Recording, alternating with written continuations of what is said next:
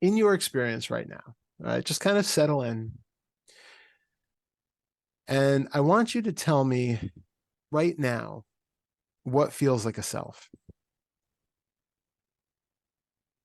Go head to toe, maybe start at the top of the head, kind of track your way down like a little light beam going down from the top of the scalp down through the head. Notice if you get a little point that feels like, and there's like maybe a density of experience or a density of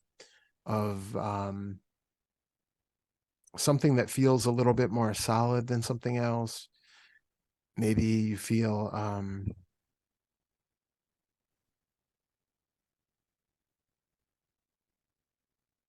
maybe you feel pulled to a certain area, like a little bit of a vortex, or maybe you feel contraction of some sort. Just continue scanning your way down through the head, the neck, the shoulders, the torso, and just make note of any place that feels like if you said the word me, that place would light up. That place would have a pull to it. Or if you say, Yeah, do you feel someplace that, yeah, it's the same place typically, which is just my face, my right here, maybe behind my eyes, the part that feels, despite all the fuzziness and emptiness and edgelessness and expansiveness of, with my eyes closed, Mhm. um, there's still, uh,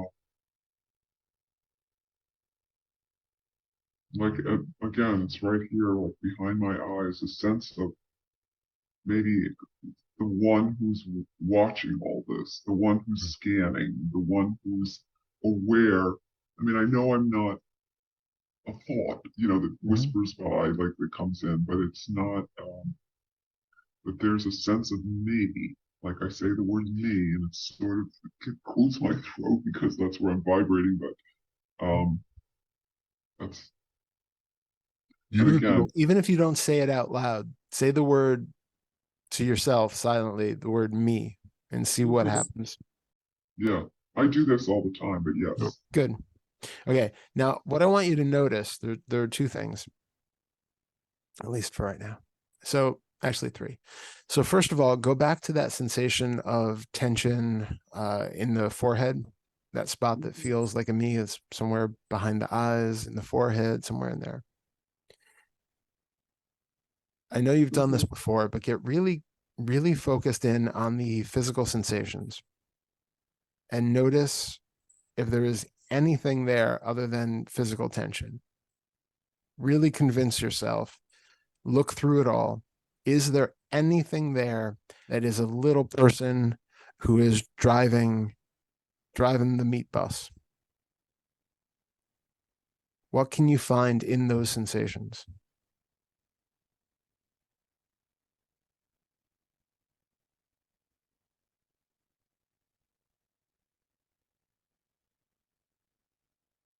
Yeah, it's like the same experience I have, which is that there's nothing there, Mhm. and yet something implied, Mm. like it must be there, kind of thing. Because here I am talking, here I am answering your questions. Although right now it feels really pretty spacious, but Okay, so there's an implication, but one yeah, implication, but another thought. There's an assumption that if something is happening, I've always heard that there must be somebody doing it. Like if you saw a car driving down the street, you would assume that somebody was driving it. Now we have self-driving cars. Now that assumption is meaningless. If you see a Tesla driving down the street, it doesn't mean that there is somebody driving it anymore. So that assumption is a faulty assumption. The idea that there is talking happening, there must be someone talking, is just as much of a faulty assumption. it there's a sense of And again, it's harder to pinpoint right now because it feels pretty vast or something, but um, it feels like there is something besides a thought, that there is actually awareness of thought. It doesn't, and I've seen co-arising where, oh, that awareness and that hearing are together. Mm. And there's not awareness of hearing. Awareness is the hearing. But yeah, but in, even in silence, I don't disappear. It's vastness, it's spacious, it's peaceful. So Sometimes thoughts aren't even coming through. I'm still awake. I'm still alive. I'm still alert. I'm still conscious before of before this. we But before we go there, I want to point out one other thing before we go bigger. So you've seen the tension in your forehead, you've seen that sense in there, and you've seen that there's nothing there but sensation, right? Right, no question. And it's notice not even tension, it's just a little pressure. no It's pressure. Good. hardly there. Yeah. Good. Now notice while that's there, with your eyes closed, do you see your face at all? Do you No. see an image of your body? Do you see anything that's not literally and brightly like as if your eyes were open and you're looking in a mirror, but do you notice any sort of internal visualization of your body in the current configuration that it's in, the way you're sitting, the way your facial expression is? Do you have any sort of an internal sense of that? Well, when you asked it, then I could feel just the shape of the way I'm sitting. It's still completely fuzzy and black Yep. and nothing, it could You- be invisible. but you don't have It could be, a visual. Representation of that's an automatic. I'm pretty not visual. Okay. So you might not. A lot of people have this.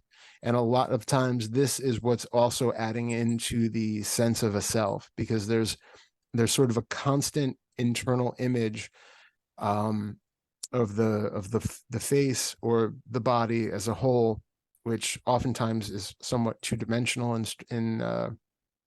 in appearance. It's kind of hazy, but it's there, and it continues to provoke that sense of unity of this body, this self, this experiencer, this knower. And it did help when you said that, because then the body disappeared, but there's still a point. There's still sort of a point, like the body, the rest of it kind of vanished in the light, vanished in the dark. But Where's the point? the point is here. Okay. So can you describe that point? Is it still a physical sensation or is it something else?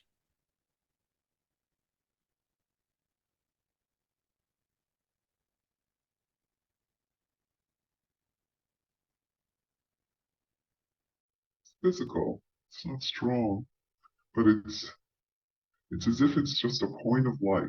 It's like a little bit more light than everything else.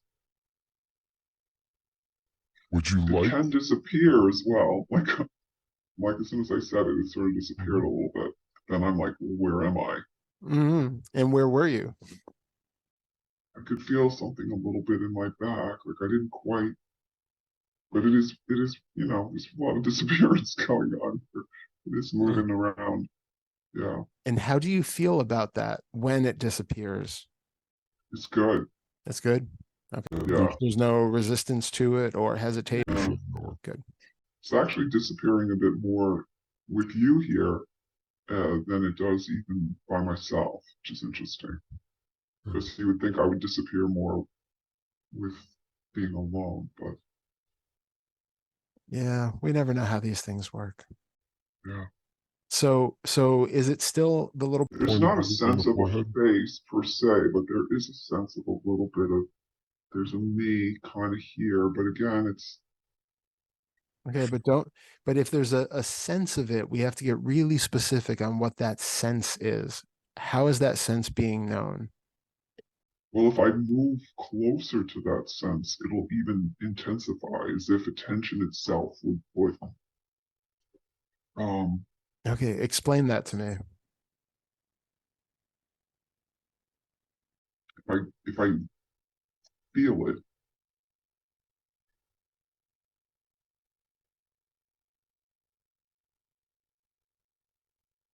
like deeply feel it, that sense of me, that's what's happening right now. I'm just testing this. I don't want to be spaced out kind of thing. I want to know for sure. Can you say it again? You don't Well, want to spaced out. You want to. Yeah, in other words, before it was just very diffuse and gone because, and I questioned whether, I don't think I questioned, I just think this is what happened in my experience because I don't remember anything conscious, but um, it went from, oh, I'm really not here, but something's talking, Mm-hmm. to let me get really focused on that place that I felt to be more self and see, let me get very close to it and see if there's something there. Mm-hmm. So right now it's just the voice talking, and there's a pressure of the voice talking. Sure. Does it still But feel like there's a locality of either in the forehead or in the back that's the witnesser of the pressure of the voice talking or hearing the sounds? it did fade. It did go sort of.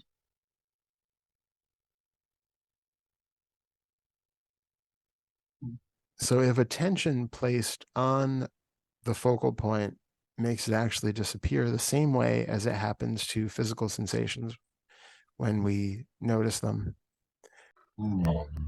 I think that is a really good indication of something.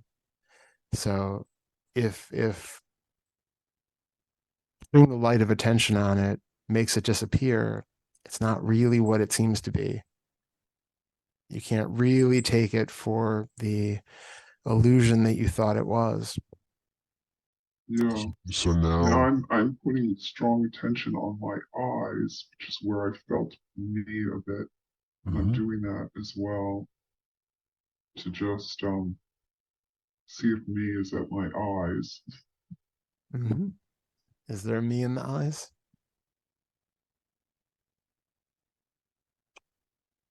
Yeah, this is very interesting. And then I sort of move back to my voice talking.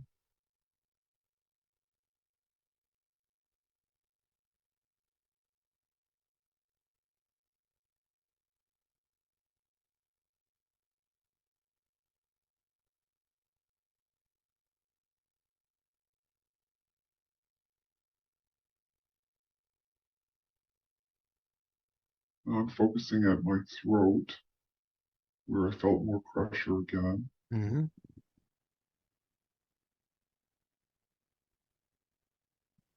And then something changes again. And so now I'm aware of the lower part of my body. I mean the below the neck.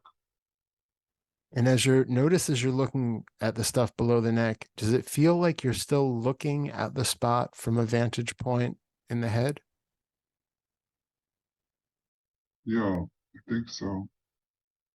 I don't know. Let's see. Does it feel like you're looking down into the body? Hmm. Right now, when you said that, I did feel like that the body is lower than me, so to speak. So see if you can shift that perspective, because right now everything is happening in the same place. The the idea that there is a space where things are perceived, and that some things are perceived 6 feet below and, 3 feet to the left and 2 feet to the right, that's all put on by the brain afterwards. The actual experience is sensation is happening in one place, and it's all as completely close as you can get to what you consider to be the focal point of your experience. And when that focal point of experience becomes non-localized, then everything is happening right there, and everything is being experienced as closely as it possibly can be. So as you're focusing on a sensation somewhere below the neck, probably in the belly or below, see if you can recognize that it looks at first like you are looking down at something, but you can't physically see into the body, right? No. Your Eyes can't physically look down, so you're not actually using your eyes. The idea that you're using your eyes to look at something is a very convenient mental shorthand that we use. But actually, what you're doing is you're just feeling. And so that feeling is happening all in the one space, exactly where it is. It's kind of hard to describe, but there isn't a feeler who is 2 feet above the feeling. It's simply feeling happening in the same space in which that feeling is felt. And so the idea that we're looking down on it is another mental, it's a mental overlay that's creating that sense of distance where one doesn't actually exist. So it might take some practice, but see if you can feel the sensations in the belly or below, wherever you're feeling it, and allow that to be simply arising where it is without the additional idea that you are located somewhere above it. What I used to do, if it's difficult, what I used to do was I just started doing this so many years ago, and I don't know why, but I would have actually, no, I do know why. There was a sort of energy chiropractor guy who I was going to, and he would tell me to put my attention down, in my butt or in my leg or wherever it was that he was touching. And back then I had a hard time doing that sort of thing. So I would actually visualize my eyes going into the body, sort of like a little elevator, and they would just go down into whatever the area was. And it would be enough of a bridge, because I wasn't used to doing that sort of thing, to pull the feeling of attention down to wherever in the body it was being called for.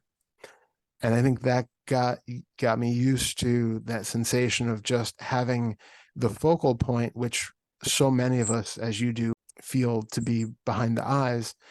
You're pulling the metaphor of the eyes, but the actual idea of the locality that's behind them down into the body, and feeling like you are just going down an elevator and seeing the body passing directly before you.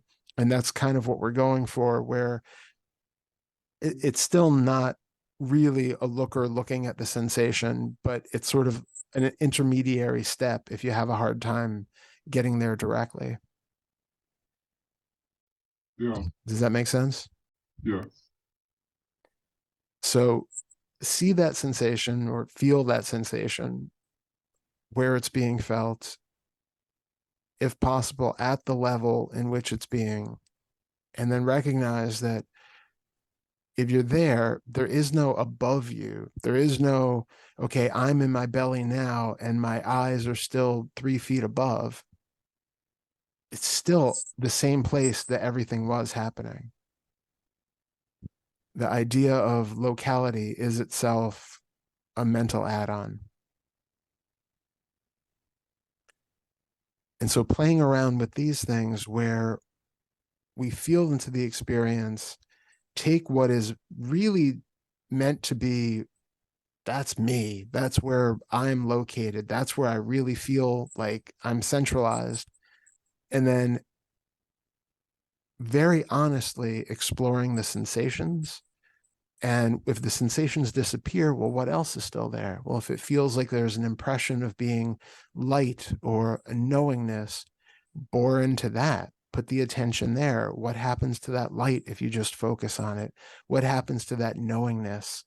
How is that knowingness known? Is there a way that knowingness can be known without it being a thought? You said that what's left isn't a thought, that it's like knowing that's in space, that's in something else. So the other thing I had wanted to point to is if we go back to that feeling of being a knotted tension or something, wherever it feels like it's felt, whether it's in the forehead, whether it's in the chest or in the back or wherever it is, as long as it's impersonating this sense of a me, can you feel that sensation and then recognize all the space around it that's not it? This is a small little bundle of sensation that's appearing in a wide range of space. And so the question is, are you that space? Is it that you are then everything else but that? Or does it feel like there is still a separate entity also floating in that space who is in some way witnessing that tension? What's your experience of that? So, what just I don't know again if I chose this or not, but I just expanded in my again like my imagination just this idea of what if I was this whole what if this t- what if I this is not the right word but took up the entire space, like I could just if I went out in a million, far left, right, every direction, and would I still find a center? And so I am out, like the body's gone basically, but there's still a point. It's just here. That's it's just like a little sun in this vast, infinite space. That still, again, it doesn't have a lot of density. Is that point the same one as where the tension is, or is it a second point? No, I mean it's moved, but um, yeah, it's like here, this sense of a point, but it is very diffuse point. I'm not saying it's like a round circle or anything, but and it's true when it gets focused on or even discussed, it does kind of disappear. Does it appear someplace else, or is it just gone?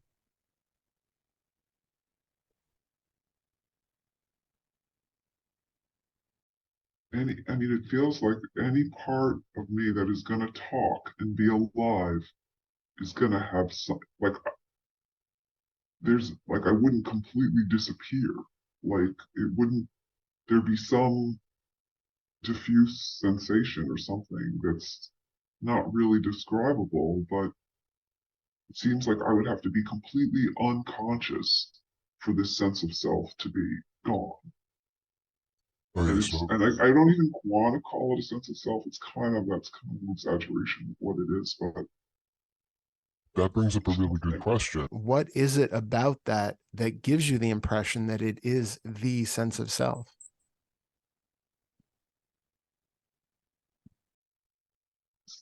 Something's hearing, something's comprehending, something's answering your questions. Hmm. And How do you, so how, That's an assumption. How do you know that? Where are you getting that information from? You clearly there is sound waves are reaching your ears. They're being processed into some sort of language that you are, the brain is able to make sense of. responses are formulated, the vocal cords are activated, the mouth is shaping words, but there's an assumption there that there is a sense of self who is actually actively doing those things. Can you, like, just right now where you are, can you decode my words intentionally? Can you hear intentionally? No, I mean, Can you stop hearing my words? Can you stop hearing my voice? no, Can you stop making sense of my voice? Is it possible to hear my voice coming in and just all of a sudden not understand anything I say and just have it be complete gibberish? probably. Can you? Well, try it. As I'm talking, Yeah, try to do it. Not just probably. Can you actually stop understanding spoken language in no, language that you understand? not really. I'd have to really blank out and just only hear the actual vibrations. Like I'd have to literally. But Yeah. Even if you're really trying to do that, it's virtually impossible, because as you're listening to me speak, well, as speaking and being heard, it is an automatic translation that's happening, and we really can't turn it off. it's not. Because you're not intentionally doing it. If you can't intentionally undo it, it shows that you're not intentionally doing it. So you have no control over that. It's translation is happening. As long as you speak the language that's being spoken, we just hear it. We don't have to think about it. If we did, it would be, I mean, anybody who's learning a second language recognizes how much effort it is to try to decode a language that you sort of kind of understand. Once you know it, and if it's a fluent, if that's your first language, that is just an immediate thing that you cannot undo. And so you are right now in a space where you're not finding a sense of self. You have certain sensations which are experienced and then assumed to be a sense of self, primarily because they're happening somewhere in the head, somewhere where it's close to the eyes, close to the ears, where so much of our sensory information is coming in through. That's true. Yeah. So, right, that's where all of, really, with the exception of the skin, that's basically where all of our senses are coming into, is within this 6-inch square of the face and the side of the head. So everything is basically pulled in here. Our focal point when we look out is from the perspective of the eyes. We can't open our eyes and then see out of the bottom of our toes. It's just not how the anatomy works. So automatically there's a bias to assuming that we are located where our eyes and ears and nose and mouth are.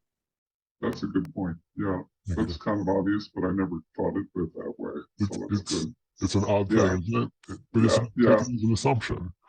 Yeah. But when you recognize that that's all, then you have sights coming in, sound coming in, tastes and smells and all of that. But afterwards, the brain is then going, okay, well, this should be around here and this should be there. And I'm hearing, that sound coming 6 degrees to the left and that one 30 degrees to the right. And that's all an after calculation that's happening, based on the fact that all of your sensory apparati are located in that basic area of the head. So keeping all of that aside, your actual experience in the moment, just direct experience without putting any assumptions on it, is just that sensations are appearing. Mm-hmm. Anything beyond that, you are taking with another layer of thought to be, it's a self because I feel it and it's in the head. Or now I look at that and it disappears. Okay, so maybe that's not the sense of self, but now I feel something in my back. That must be the sense of self. I know, if there has to be one someplace. And so if whatever it is disappears, something else is appearing. Well, certainly that must be it. And then if we get to the point where nothing is found, let that just settle in and recognize that you cannot find it. There is nothing there. And if you can feel that sort of expansiveness, that sort of openness, because all of those contractions are let go of. And even if the contractions are still there, again, come back to the empty space around those contractions, that it's not just that, that's just a sensation appearing in a multitude of directions where you have just, complete openness everywhere else around it. And at first, it can be okay to feel into that sense of space, that sense of stillness around it, and have that sense of, okay, well, I'm not that. Maybe I'm this stillness. Maybe I'm this awareness. This is just everything that's here. But then again, that's only a resting point. That's a point, that's a really nice place to be, that doesn't feel as contracted and awful as the self, but it's still not true. There's still an assumption on that, okay, well, awareness must be happening, perceiving must be happening, hearing must be happening. That's a thought assumption. That's all that is. And each one of those can be looked into. And so really, in your experience, where is the hearer? You hear sounds. It does not imply that there is a you who is hearing them. So focus just on a sound in your room and see if there's any place that you can find a hearer. Again, like I asked, can you stop hearing sound? Can you force yourself to stop hearing the sounds in the room?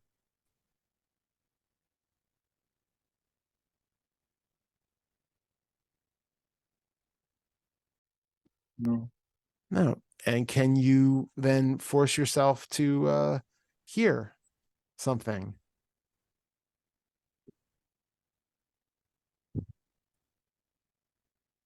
Can you force yourself to hear my voice and then just stop hearing it and then start hearing it again? No. I guess I'm questioning now. It does. Again, it's an implication, but the sense of being the stillness or the watcher or whatever is still. I mean, it is busted up a bit from this conversation. Where is the watcher?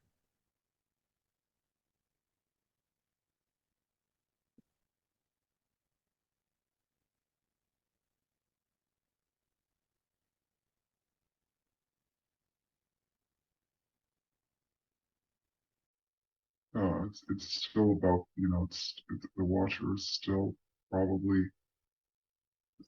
third eye-ish, around here. But yeah, that moves.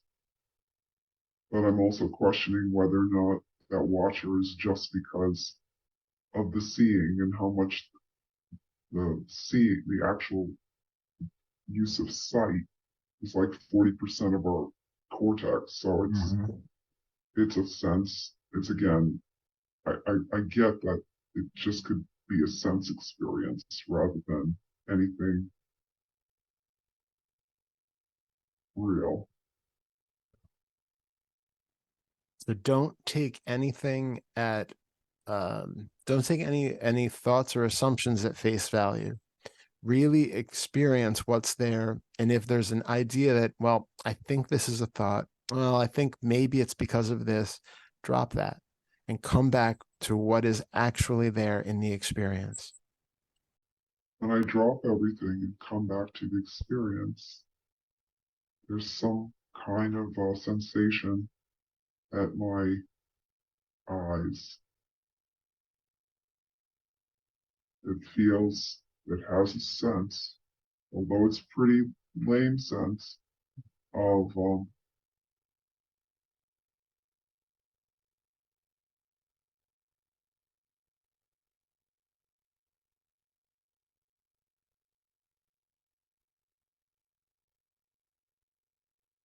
some kind of a self. When you tease that apart, so you have sensation and then you have this lame sense of something that seems to be a self. Is there any way of getting to that sensation of being a self without it having a thought attached to it? Like, is there really, how is it known that if you had no language, if you had no idea what a self was, if you had no language for it, what would that be? How would that be experienced? How would it be known to be a self if you didn't know what to call it? Then there would be nothing. So can you feel into that spot and just feel what's there without relying on a label and saying, well, this is what a self feels like?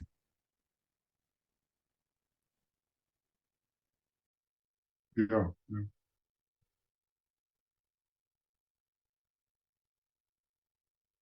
I mean, without any thought, there's nothing. No.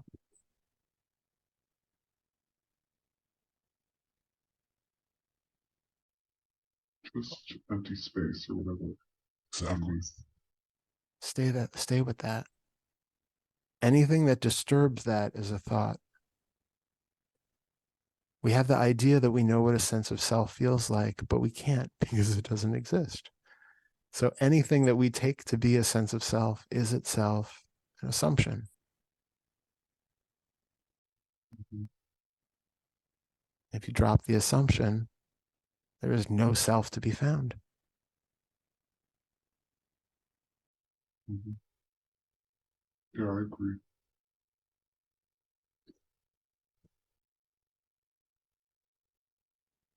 What was that?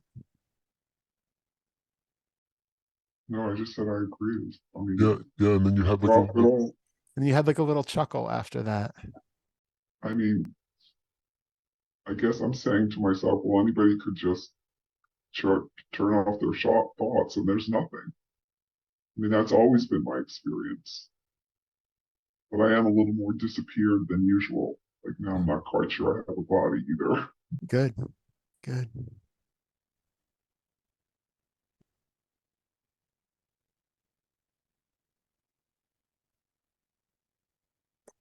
And if the idea comes up that, yeah, but I'm still watching from someplace, I'm still knowing this from someplace, it's showing up as a thought. It's a verbal thought. It might be, I know you say you're not very visual, but it might be a visual thought for you or for some people. Um, go into without that label of a knower. What is it to know? What is it that's being known? And is there an active difference between what is being known or what is there and this idea that there's a second entity separate from it?